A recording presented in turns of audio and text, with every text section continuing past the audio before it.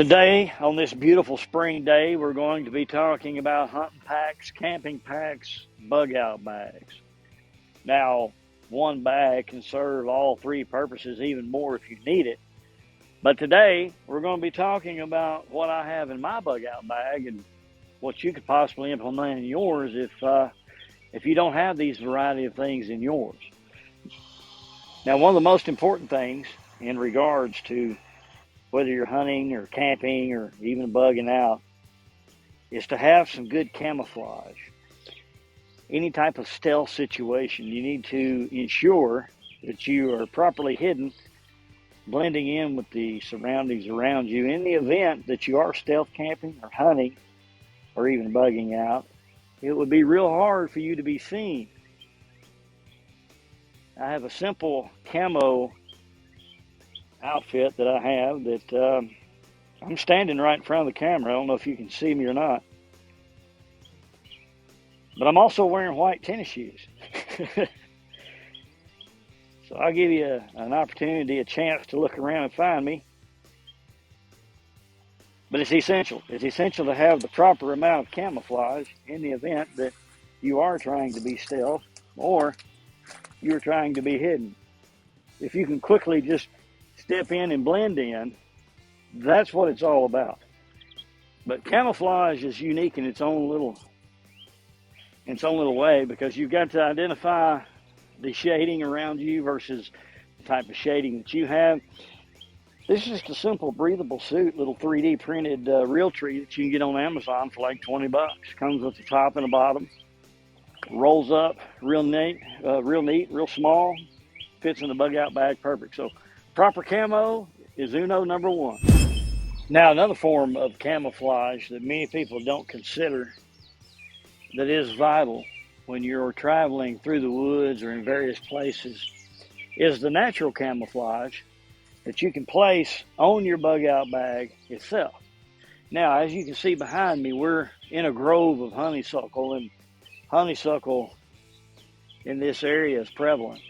And so honeysuckle would be one of the things that we would use to camouflage our bug out bag. Now, again, I have the Realtree camo bag, and it has the cloth slots to where you can add other type of packs or anything you want to the exterior of the pack.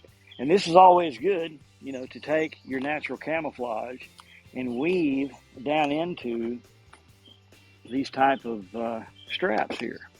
And then you can just take various, of course I pre-cut this, but you can just take various camouflage to camo the bag. And then that way, as you're traveling, it'll blend easier with your surroundings. And if you do have to stop quickly, toss your bag, it will almost immediately camouflage into the background.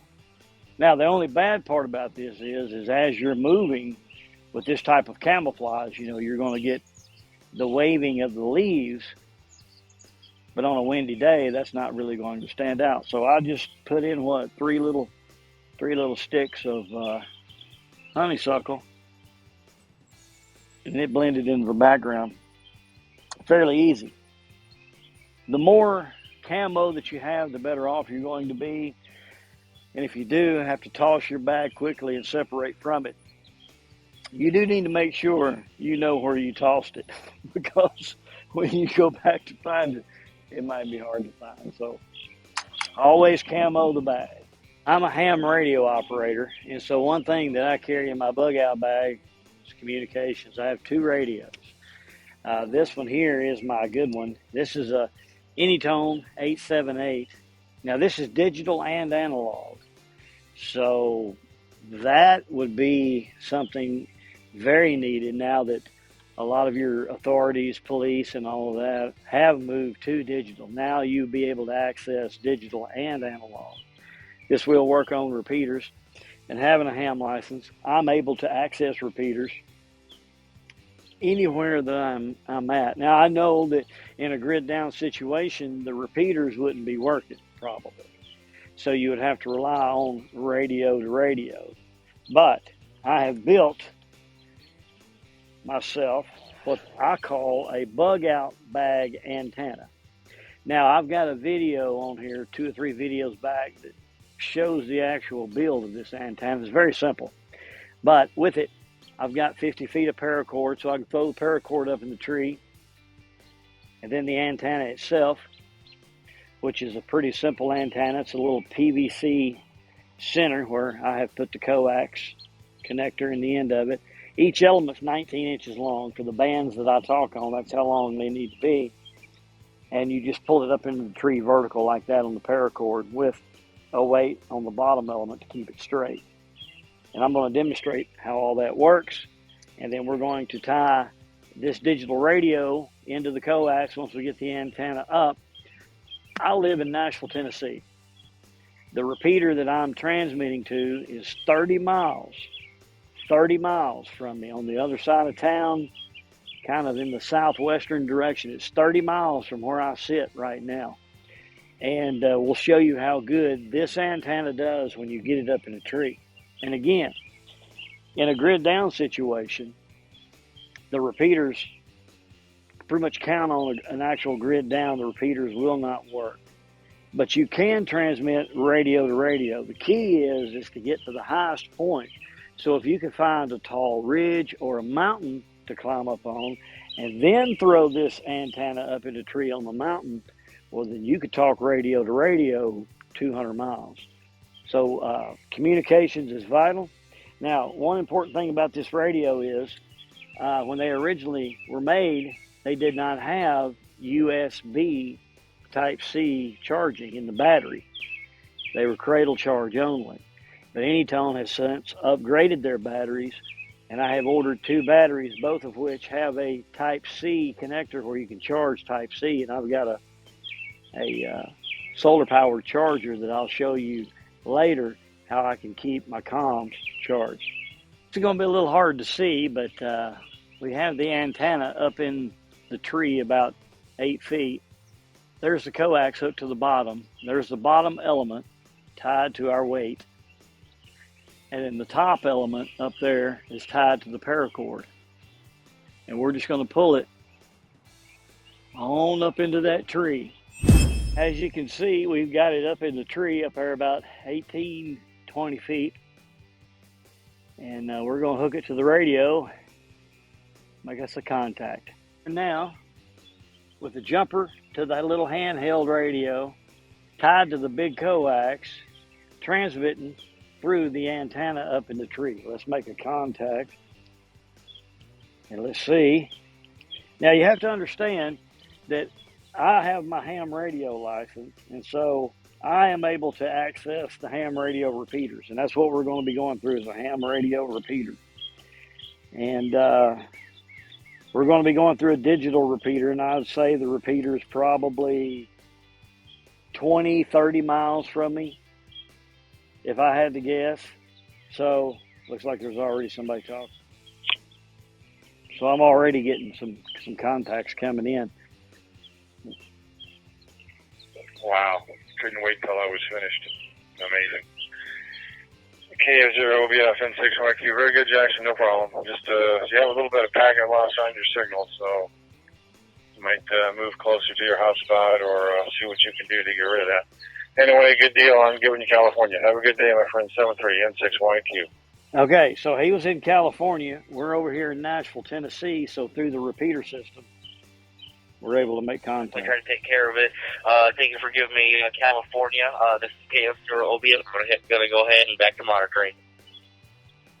All right, we'll make a call, see if we can make it out. We're acting like we're stranded in the woods.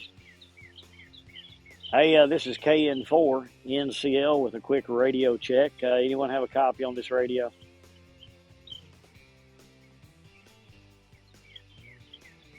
KN4NCL. This is Kilo Fox 0, Oscar Bravo Fox. I got a good copy on you. You're coming in. Hey, okay, very good. We're testing out a kind of a bug out antenna that we built. We got it up in the tree, probably about 20 feet on a little handheld radio. My location is Nashville, Tennessee, and you got a good signal coming in. Where are you located, over?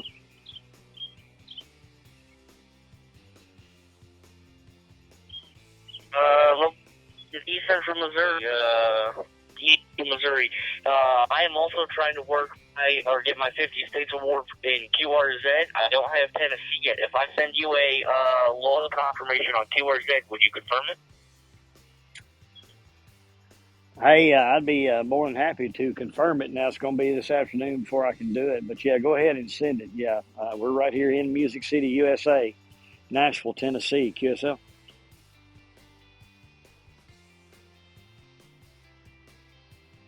QSL. I will send it here in a little bit. I'm going to keep working some more speech. But thank you for working that. You're sounding clear. You're coming in good. This is KF0 Old clear in your mouth. I'll be standing by 4 states.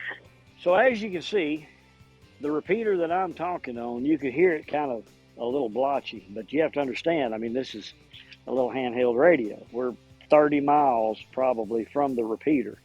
But with that antenna up in the tree, we're able to make great contact. And I'm kind of down in the valley, as a matter of fact. Now, in a bug-out situation or a hunting situation, whatever type of situation that you would find yourself in where you would need radio communications, you could climb up to a tall ridge or a mountain and throw it up in the tree, and then you could get hundreds of miles if you needed to. So it's a good thing to have. To keep this video from being so lengthy, we're only going to cover comms right now in this one that I carry in my bug-out bag. And then in the next video, we'll go through the other things that I have as well. But one thing that you must have is a solar battery pack, a solar charged battery pack. These things are a must. They're awesome. You can start fires with them if you need to. They have their own built-in flashlight. They charge in the sun. You can charge a phone from dead to full charge 4 times before it needs charging itself. And if you have communication radios that have the USB Type 3 charging ports, this thing will charge your radios as well. Now, got to get it. It's a Blavor, and I think they're like $30 on Amazon. They're heavy duty, great little solar chargers. Another radio that I carry in the arsenal is what we call the belly button, because everybody has one, and it's the Boafeng 5RM.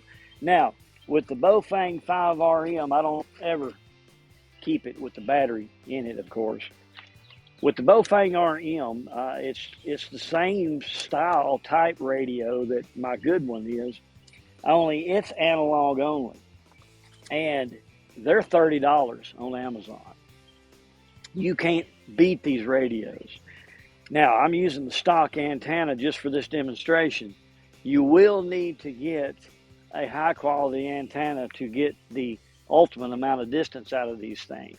I would suggest a Retevis high gain, and it is the Retevis 2.15 dB gain antenna. It's flexible like the rest of them, with memory to flop, right back to where they originally were.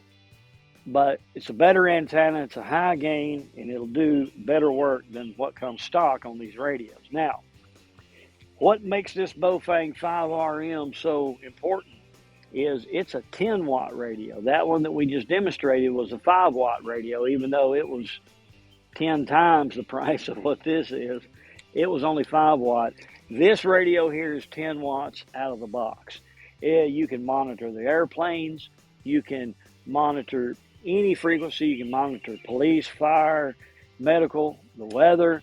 You can monitor anything the railroad, the Marine Band. You can monitor any of these things with this radio right here. So $30 on Amazon. Also, these radios come standard, like all the Boafengs, with the flashlight up front, up top. You can use that as a flashlight, just like the flashlight on your battery charger. And it also has a strobe in case you want to signal. Anything that you need, this radio is going to have. Also, it has your FM stereo as well as my other radio.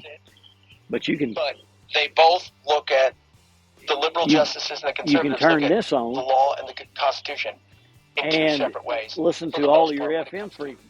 That way, if you are stranded, if there's weather coming in, if you're in a tornado situation, you can listen to anything on FM radio with this radio. This radio right here for $30 is a must. Have it just for that. Learn how to build your bug out bag antenna. Again, I've got a video, 3 or 4 videos back that shows you how I built that bug out antenna. It's easy, it's fun. It'll give you a little experience on how to do things like this. Also with this Boafeng 5RM, this little green button right here that you see right there, that green button. I don't know what the proper term is. I call it a sniffer. So if you're out in a bug out situation or you're stranded, you see people far off talking on radios, but you don't know what frequency they're on, you can push this button right here. It'll sniff it out, and as soon as somebody keys up, it will read the frequency that they are on. It will show you on the screen, and then you can program that from the faceplate in the radio, and then you can talk to those people. Now, I will say you have to have a ham license in the discussion if you want to transmit on the ham bands. But there are VHF and UHF frequencies like MERS and VHF, FMRS and GMRS, the 462 megahertz band that can be accessed, by citizens. Now, in an emergency life and death situation, any frequency you're allowed to transmit on. But if it's not life and death, do not transmit without a license. So, this is the bug out bag communication vid. And again, we're going to come back and show you more later on what we have in our bug out bag. But I hope this gives you some ideas. I hope this helps.